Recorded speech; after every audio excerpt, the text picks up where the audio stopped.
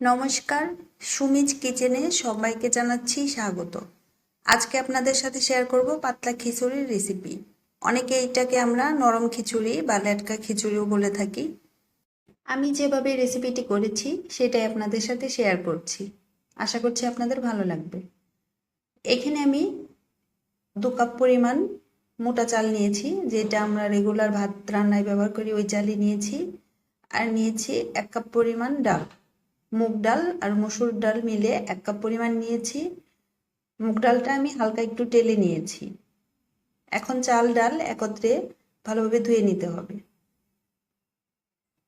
এখানে আমি খুবই অল্প পরিমাণে নিয়েছি মুরগির মাংস।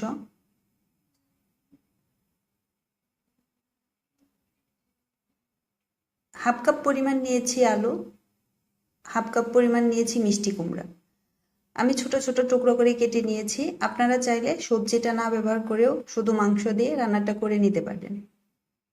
একটি পাত্রে দিয়ে দিচ্ছি পরিমাণ মতো তেল, 4টি এলাচ, 4টি লবঙ্গ, 4টি গোলমরিচ আর 3 টুকরো দারচিনি।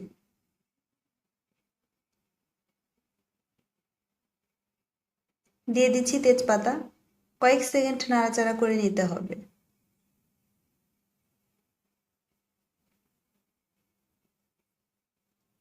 এক কাপ পরিমাণ দিয়ে দিচ্ছি পেঁয়াজ কুচি।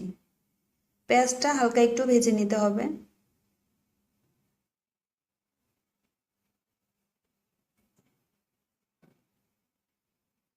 পেঁয়াজটা যখন ভাজা হয়ে যাবে তখন দিয়ে দিচ্ছি 1.5 চা চামচ পরিমাণ রসুন বাটা, 1.5 চা চামচ পরিমাণ আদা বাটা।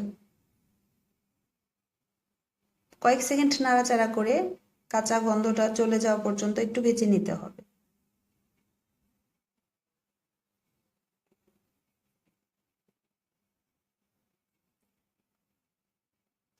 গুঁড়া মশলাটা যাতে পুড়ে না যায় এই জন্য দিয়ে দিচ্ছি পরিমাণ মতো জল।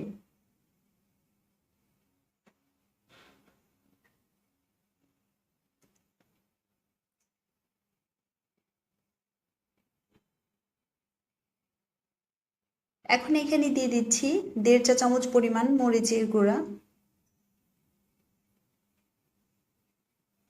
1 চা চামচ পরিমাণ হলুদ গুঁড়া, 1 চা চামচ পরিমাণ ধনিয়া গুঁড়া,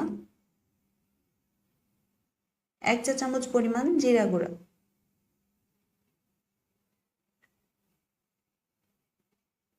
গুঁড়া মশলাটা ভালোভাবে কষিয়ে নিতে হবে। যে কোনো রান্নায় মশলাটা ভালোভাবে কষানো হলে কিন্তু খাবারটা অনেক ভালো হয়।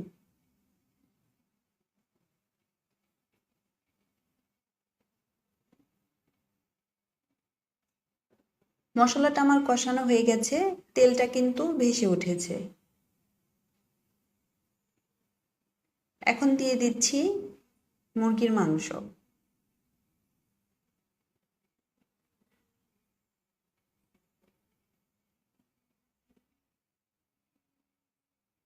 আপনারা চাইলে সেম রেসিপি ফলো করে যে কোনো মাংস দিয়ে রান্নাটা করে নিতে পারেন।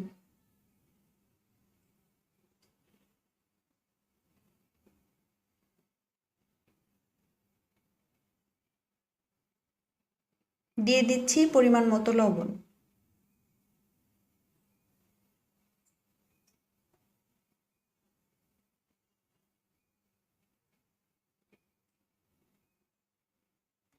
দশ মিনিট মুরগির মাংসটা আমি রান্না করে নেব।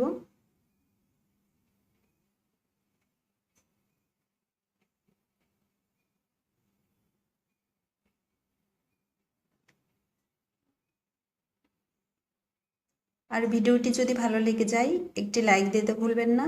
এরকম আরও সহজ রেসিপি পেতে চাইলে চ্যানেলটি সাবস্ক্রাইব করে দিতে পারেন। 10 মিনিট মাংসটা রান্না করার পর এখন দিয়ে দিচ্ছি সবজিগুলো। সবজি দিয়ে আরও 5 মিনিট আমি ভালোভাবে ভেজে নেব।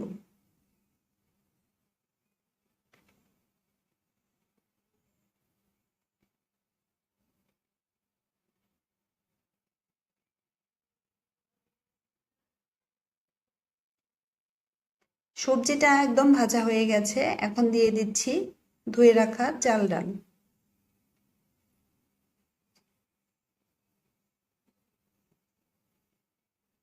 সবজি, মাংস, চাল ডাল একত্রে আমি আরও 10 মিনিট ভালোভাবে কষিয়ে নেব।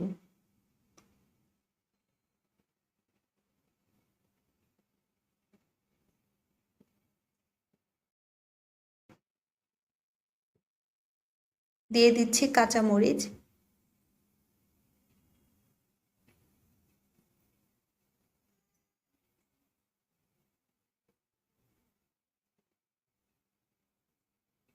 সমস্ত উপকরণ একদম ভালোভাবে ভাজা হয়ে গেছে।